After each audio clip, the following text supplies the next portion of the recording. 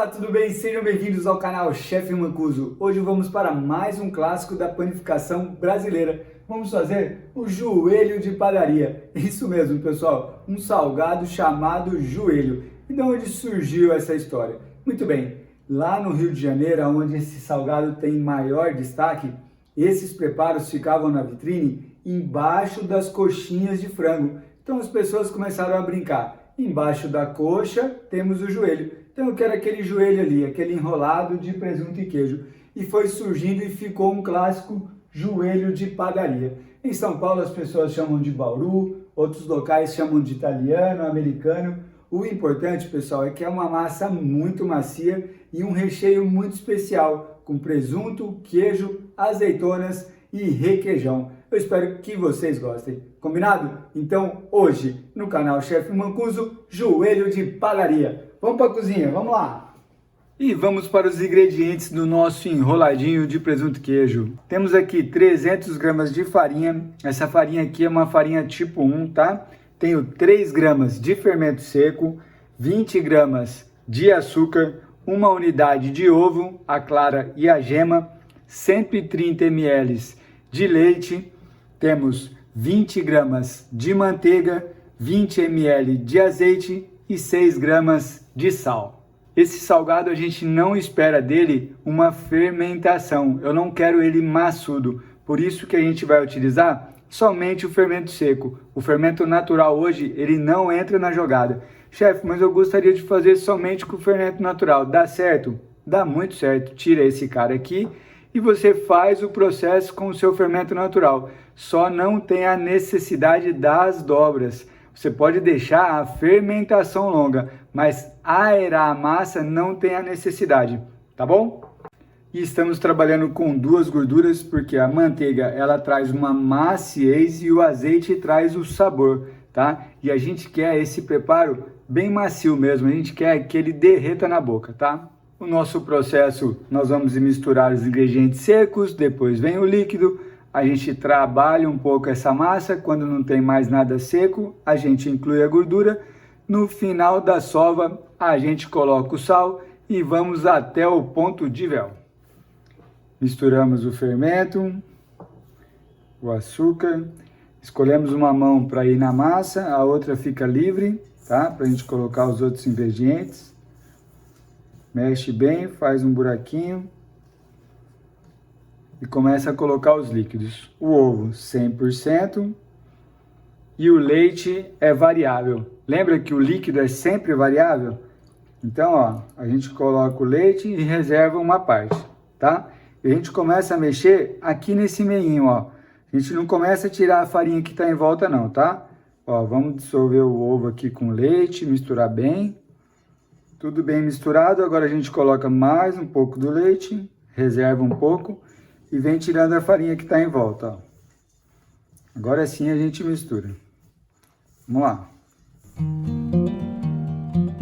Nesse momento é muito interessante a gente utilizar a nossa terceira mão, que é uma espátula, pode ser de inox, pode ser de plástico, ó. A gente tira o excesso de massa da mão, para a gente poder sentir quanto de umidade ainda está faltando. Olha lá, ó, ainda tem ingrediente seco, então a gente vai colocar o restante do leite, ó. E agora a gente continua a mistura até não ficar nada seco. Não tenho mais nada seco, olha lá, agora a gente vai colocar a gordura. Por que a gente não colocou a gordura antes? Porque a gordura, ela pode encapsular o fermento seco, e aí ele não dissolve, e a gente não tem a fermentação, tá? Então agora a gente inclui aqui todo o azeite e inclui toda a manteiga. E agora a gente acredita no processo, pessoal. Aqui, ó, parece que não vai dar certo, essa gordura não vai entrar na massa, mas é só a mistura e a paciência e nós vamos ter essa massa homogênea novamente. Vamos lá. E olha lá que legal, a gordura já faz parte da massa. E agora a gente vem para a bancada. Um pouquinho de farinha na bancada, um pouquinho de farinha na mão se precisar, tá? Ó, aqui é bem pouquinho mesmo. E agora a gente começa a nossa sova. Por que a gente sova o pão? para formar uma rede elástica. A gente chama rede de glúten. Essa elasticidade ela é necessária para segurar o gás produzido pela fermentação. Por isso que o pão cresce. Então a gente testa essa elasticidade através do que a gente chama de ponto de véu. A gente pega um pedaço da massa e tenta abrir ela, ó. Ela não vai rasgar dessa maneira, tá? A gente vai ter uma elasticidade. Então, guarde aqui, ó, essa visão, tá? Ó, de nenhuma elasticidade. E no final da sova, vocês vão ver como que essa massa vai estar elástica, tá? Então, a gente vai sovar agora 3 minutinhos. A gente vai acrescentar o sal e mais 3 minutinhos. Por que que a gente não coloca o sal nesse momento? Porque o sal, ele pode atrapalhar a fermentação. Então a gente deixa para colocar ele já no finalzinho, tá? A sova, pessoal, pode ser com uma mão só, pode ser com as 2 mãos. O importante é desenvolver a elasticidade nesse pão, tá? Vamos lá então, ó. 3 minutinhos e a gente coloca o sal. Já temos uma elasticidade na massa, olha lá. Que legal. Com 3 minutinhos, agora a gente coloca o sal, ó. Nós vamos abrir a massa e coloca o sal, tá? Sem medo de ser feliz. Vamos lá. Agora mais 3 minutinhos. Percebam que estamos sovando a massa sem a necessidade de colocar farinha, tá? Cada pessoa tem uma temperatura na mão. Então, se a sua mão for mais quente e estiver grudando a massa, a gente coloca a farinha na nossa mão.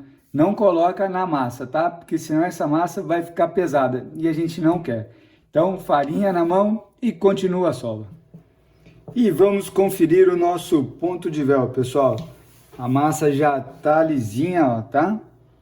Agora a gente pega um pedaço da massa igual a gente fez no começo, ó. Pode pegar um pedaço legal, tá? Se pegar um pedaço muito pequeno, ela sempre vai rasgar. E agora a gente tenta abrir ela o mais fino que a gente conseguir, ó.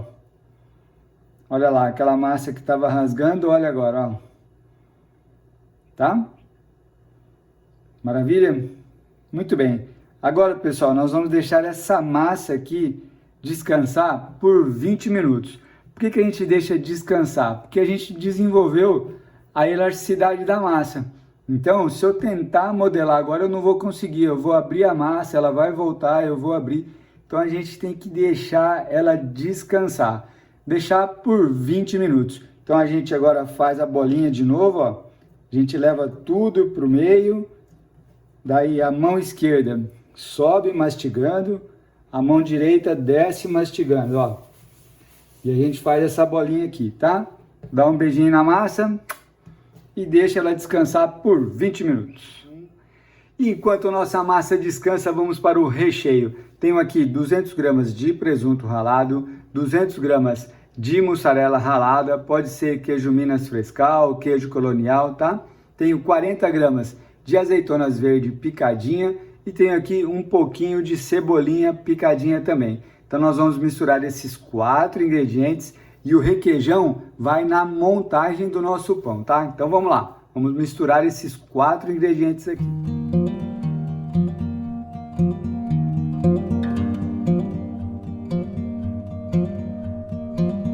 E a nossa massa descansou por 20 minutos, agora a gente vai dividir ela em 2 partes. Aqui eu tenho 520 gramas de massa pronta, então nós vamos dividir aqui usando a balança, tá? Vamos lá. E temos aqui as 2 metades e o que a gente vai fazer agora? Pessoal, nós vamos fazer da seguinte maneira, ó. Tenho aqui um exemplo, um papel, nós vamos abrir agora dessa altura aqui. Nós vamos abrir um retângulo, tá? Um pouquinho maior aqui, ó. Tudo bem? Aí eu vou vir com o recheio aqui, virar essa parte da massa, colocar mais recheio aqui e virar a parte da massa para cá, ó. Aí nós vamos cortar aonde a gente quer, o tamanho que a gente quer, o nosso enrolado de presunto e queijo. Combinado? Então agora a gente vai abrir em retângulos essas 2 metades aqui. Vamos lá.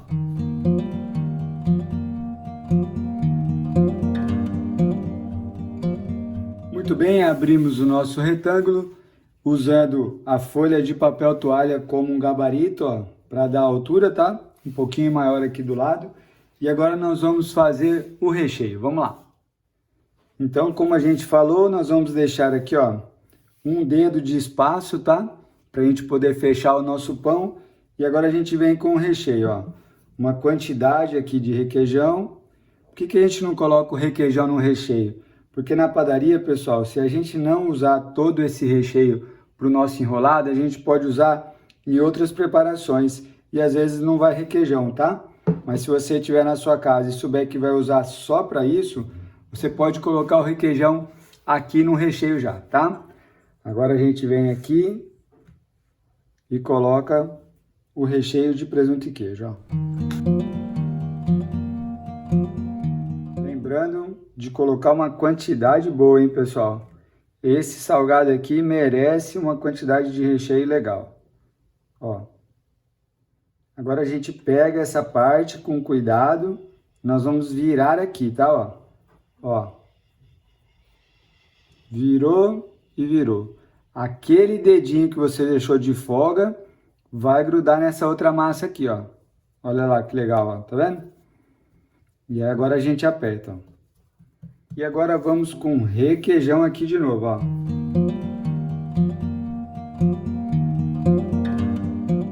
E agora a gente vem com mais uma parte do recheio. Geralmente essa parte aqui de cima a gente coloca um pouco menos, tá? Ó. E agora a gente vai fazer da mesma forma, virar isso aqui nessa parte aqui, tá? Ó. A gente também pode fazer assim, tá? Se você quiser, não tem problema. Ó, o importante também é deixar um dedinho aqui para a gente poder fechar o pão. Tá vendo? Ó? Vamos lá, ó. Virou lá. Virou lá. E aqui, ó, a gente tem esse espaço aqui da massa para a gente fechar o nosso pão, ó. E temos a nossa modelagem pré-pronta. Tá? Ó. Agora, pessoal, nós vamos levar essa modelagem aqui para a assadeira, direto, assim mesmo, desse jeito. E lá que a gente vai cortar. Nós vamos assar ele inteiro, já cortado, mas ele inteiro, grudado, colado, uma parte na outra. Por que a gente faz isso? Porque senão esse queijo aqui, ele derrete e vai embora. Se ele tiver o apoio de cada parte aqui, ó, aí ele vai ficar dentro do salgado. E quando a gente for servir, a gente só destaca. A nossa assadeira está untada, tá? Com um pouquinho de unta-forma. Eu gosto de utilizar esse spray aqui, ó. Aí eu passo o spray, ou senão você pode colocar um pouquinho de óleo, tá? A gente tira aqui, ó, um pouquinho da massa que não levou recheio.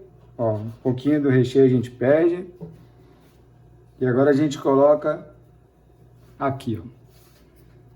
Tá? E agora nós vamos preparar a outra metade. Vamos lá.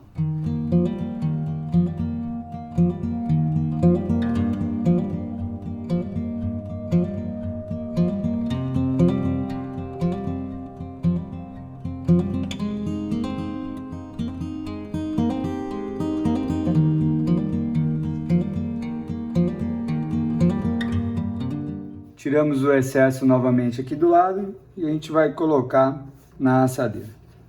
Pessoal, agora nós vamos pincelar a gema de ovo com um pouquinho de leite aqui, tá? E aqui nós temos uma gema, um pouquinho de leite e bem pouquinho de óleo de soja, tá? Um fiozinho de óleo de soja. E agora a gente vai passar aqui no nosso salgado para ele ficar bem dourado lá no forno, ó. Lembrando que a gente vai fazer aqui a modelagem, pincelar a gema de ovo e o leite e nós vamos já levar para o forno. Isso mesmo, não tem fermentação final, tá? A gente procura fazer isso para que o nosso salgado não fique maçudo, para você comer ele com mais recheio do que massa, tá bom? Chefe, mas eu gostaria de deixar fermentando um pouquinho. Não tem problema nenhum. 30, 40 minutos é legal. O que não pode deixar é dobrar de tamanho. Esse preparo não foi feito para dobrar de tamanho, tá? E depois da gema de ovos, podemos fazer uma decoração aqui, pessoal, ó. Com uma espátula, tá? Que não tem corte. A gente faz esse desenho aqui, ó. Aí esse aqui a gente fez esse desenho. Agora aqui eu vou jogar um pouquinho de parmesão ralado e um pouquinho da cebolinha, tá? Só para ficar pior o negócio. Vamos lá. Vamos colocar o parmesão com a cebolinha, ó. A gente coloca uma quantidade legal. Esse preparo tem um forneamento muito rápido, então a gente não corre risco de queimar esse parmesão, tá? E agora nós vamos fazer os cortes para levar para o forno, ó. Pega uma espátula, tá? Ó.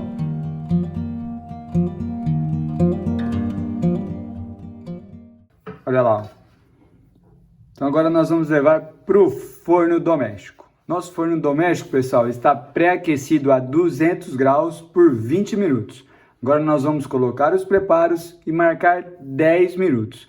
Com 10 minutos nós vamos dar uma olhada, ver se tiver muito corado, a gente coloca uma folha de papel alumínio e nós vamos deixar mais 10 minutos a 180 graus. Então 10 minutos a 200 graus e 10 minutos a 180 graus. Claro que cada equipamento é um equipamento, né? A gente tem que dar uma olhada sempre durante o preparo. Cada um conhece o seu forno. Então, aqui dá muito certo dentro desses dois tempos. Temperatura média alta no início e depois a gente baixa a temperatura e finaliza o preparo, tá bom? Então vamos lá. E após 10 minutos a 200 graus, olha lá os nossos preparos.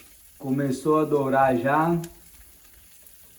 Agora a gente vai baixar o forno aqui para 180 e deixar por mais 10 minutos. E os nossos preparos saíram do forno, pessoal. Olha lá, ó. Bem douradinhos, né? Agora a gente vai esperar esfriar um pouquinho e já já a gente separa eles. Viu só que interessante, ó? O queijo tentou sair, ó, saiu um pouquinho, mas foi bloqueado pela outra parte, ó. Se você assa já separado, esse queijo vai todo embora, tá bom? Então essa é a grande dica para esse salgado aqui. Agora a gente vai esperar esfriar, tirar da assadeira e já já a gente vê como é que ficou por dentro.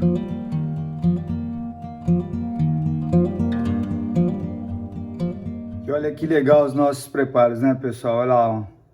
As duas partes de massa e o recheio.